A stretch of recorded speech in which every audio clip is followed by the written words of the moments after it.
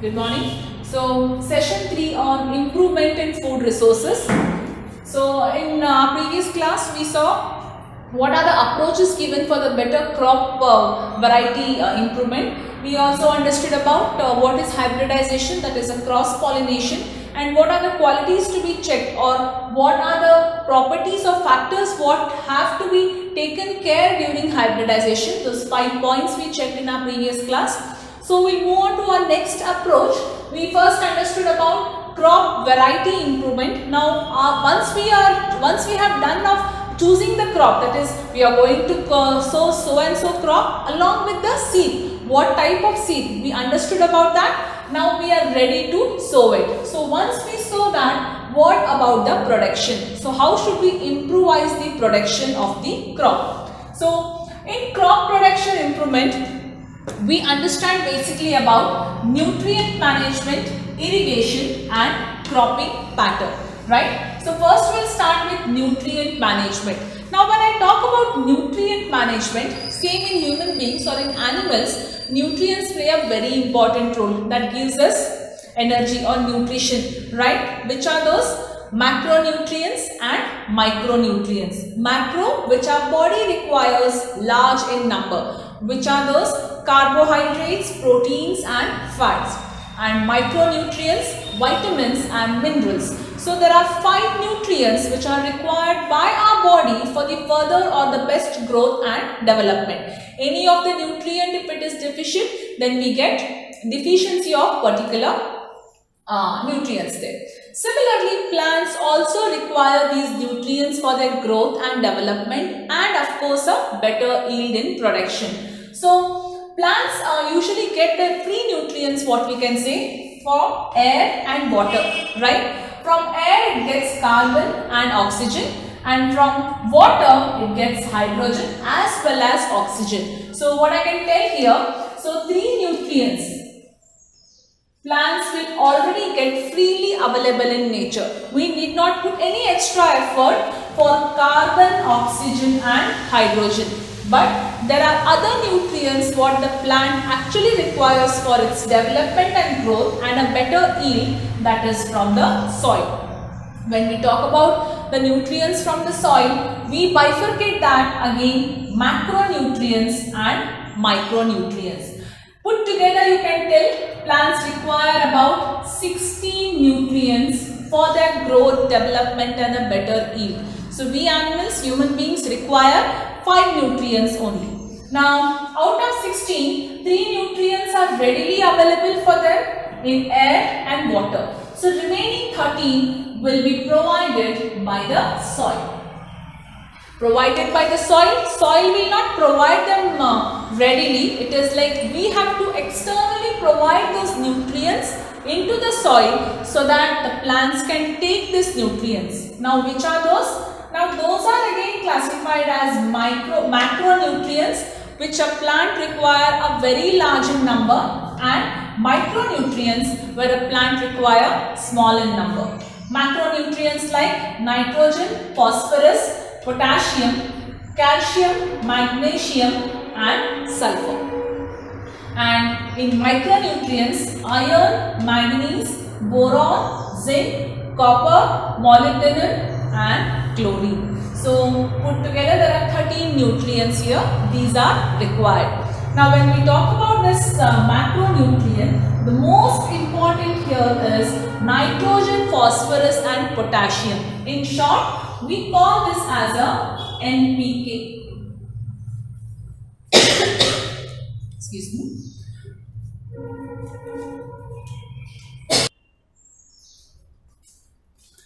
So we said that nitrogen, phosphorus and potassium is the most important source. We call that as a NPK. Now how are these nutrients available to the plant in soil? That is, they are available to them in the form of manure or fertilizer. Right? So when we talk about NPK is the fertilizer, that is how it is available. Now how is carbon, oxygen and hydrogen available to them readily? For example, the first one, plants make a process or during the photosynthesis process. We all know that green plants are photosynthetic. So during the photosynthesis process, they take in carbon dioxide, right? Carbon dioxide contains carbon. So that is how carbon the plant will get. Oxygen, we studied that during respiration. So we understood that in oxygen cycle. So plants also take in oxygen during respiration. So readily available oxygen is present in the atmosphere. That is how plants take in oxygen. So these two nutrients are completed by air. The next two nutrients, hydrogen and water, that is through hydrogen and oxygen through water. That means when we water the plants, what is the chemical formula of water? H2O. That is 2 molecules of hydrogen and 1 atom of oxygen. So when we water the plants, so readily again hydrogen and oxygen is available to plants. So air and water, through that these nutrients are available to them. Wherein the macro and the micronutrients, we have to provide it to the plants externally through the form of manure or fertilizers. Now what are manure and fertilizers? In general, to understand, manures are man-made or manures are processed in, not even fertilizers are man-made, but manures are manufactured or processed in the field itself, wherein fertilizers are processed or prepared in the factories, right? So we'll understand in depth about manure and fertilizer now. Yes. Now to increase the yield of the crop, soil is enriched with manures or fertilizers. So those nutrients what the soil has to receive can only be got in the form of a manure or fertilizer. So now what is a manure? We can see that the manure is an organic matter which is produced or it is manufactured in the field. What do you mean by organic matter? Organic matter is a matter which is derived from the living sources, that is from plants and animals. So when we talk about manure, manure is something which is derived from plants and animals, that is dead and decayed, or the waste of the plants and animals, or the excreta of the animals, cow dung. So all these are decomposed. Now these, once it is decomposed by a bacterial action, they form manures. Manure is very rich in humus. That means it is wet, so it can absorb. So wherein fertilizers, when we talk about, fertilizers are manufactured in the factories, right? So the basic or the important fertilizer what we call here is NPK fertilizer. N stands for NPK fertilizer, nitrogen, phosphorus and potassium. Each of its component has its basic necessity used for the crop. It provides a different, for example, deficiency of nitrogen, deficiency of potassium or phosphorus causes different deficit in the yield of the particular crop. So now when we talk about a manure, there are 3 different forms of manure or types of manure. One is compost, one is vermicompost, and the last one is green manure. Now what do you mean by compost? So compost is nothing but the organic matter, or it is the excreta or the waste of the plant and animals which is decayed and decomposed, and through that what we get. For example, a big pit is made in the field. So assume that if this is a pit, so the first layer is filled with a cow dung. We also call this as a gobar waste. So the next layer we fill that with few dried leaves or the plant waste. Then we put some soil. Again we put cow dung. So again a layer of a soil, again a layer of a leaves, then again cow dung, right? So this layers on layers, it takes some time, say for about a week or a 10 days, approximately, depends on the quantity of a material used here. So once the bacterial action will start taking place, it decomposes and forms a manure. So this manure is again rich in all these nutrients what we talk about, that is micro as well as macronutrients. The second is vermicompost. Vermi is nothing but worms. That means we use earthworms in this. So instead of cow dung or instead of this compost cow dung, the rest of the material remain the same, but we add more and more worms to it. That is, we add more and more earthworms to it. That is known as vermicompost. Now, why do we add this earthworms? Because they make the soil more fertile. Yes. The third one is green manure. Now, green manure is something they are nothing but the small plants. For example, like sun hen, gore. So, sun hen, gore, etc. These are some plants. Now, what will happen sometimes? A particular crop which is grown, that crop requires nitrogen, phosphorus, all these nutrients are required. But since that crop has grown, we have harvested it, everything, all the nutrients are sunk below. They are deep into the soil, right? Now, the plants again require, for the next rotation of the crops when we are growing, plants again require these nutrients. But the nutrients which are already deep into the soil cannot be brought on top. On the surface, the nutrients are not available. So at that point of time, just before few days of sowing the new variety of crops, what they do is they grow sun hemp and gore, right? So these sun hemp and gore, what they do, as soon as they are sown, they start extracting or they start pulling what all the nutrients are present deep inside the soil, and they start bringing them on the surface. That is nothing but these are brought to the near the roots of the sun hemp and gore, right? So after few days, what we can do is we can just pluck the sun hemp and gore, right? So when we pluck them, what has happened? The nutrients which are like source of potassium, phosphorus, nitrogen, these all are deep inside the soil, has now come on the surface. That is one point. Second point is, the sun hemp and the gore, these type of plants also are rich in nutrients like nitrogen and phosphorus.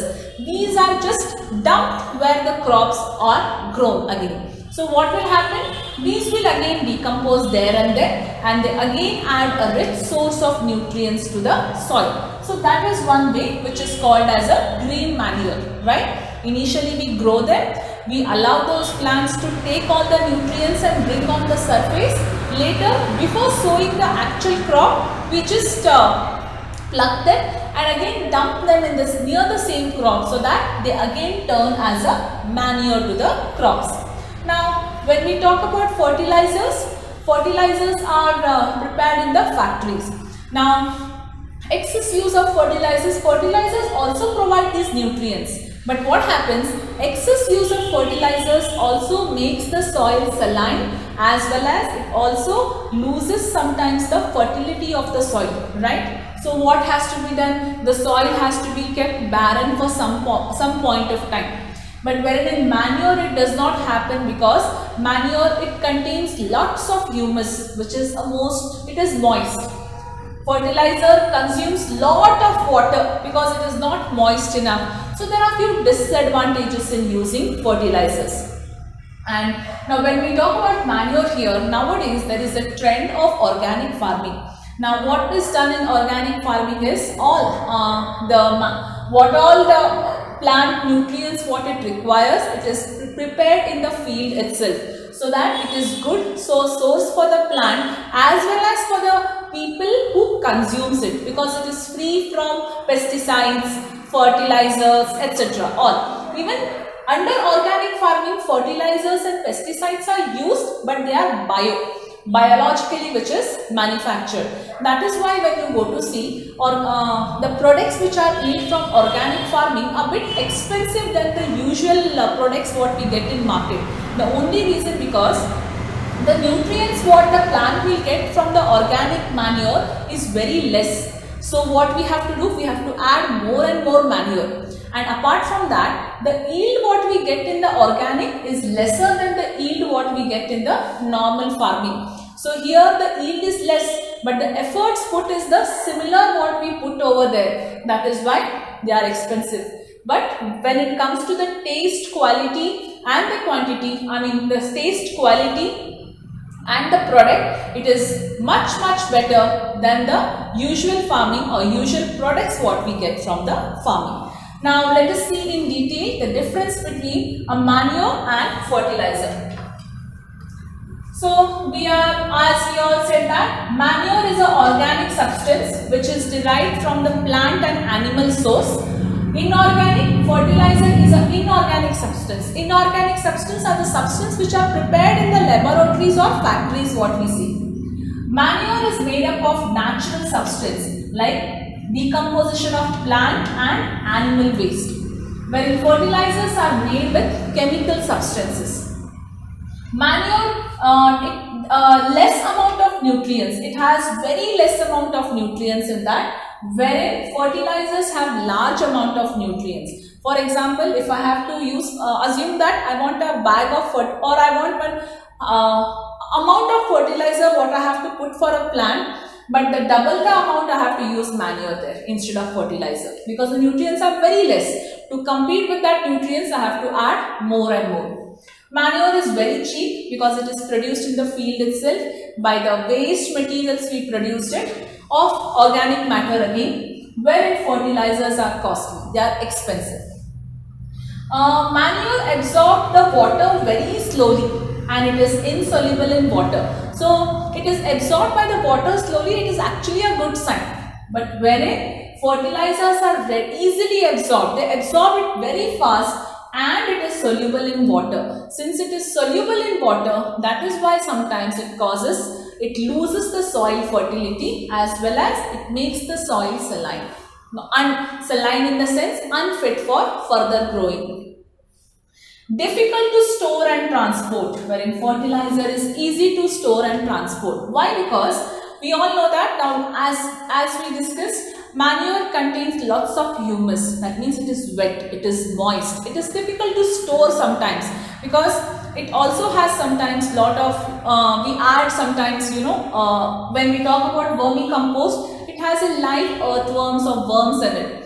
But wherein, and not easy to pack it, store it or transport it. Wherein fertilizers are dry, they come in the sealed packets, containers, easy to store and use. But moreover, when we compare with manure and fertilizer, manure is the best source for plant because it is free from all chemicals, right?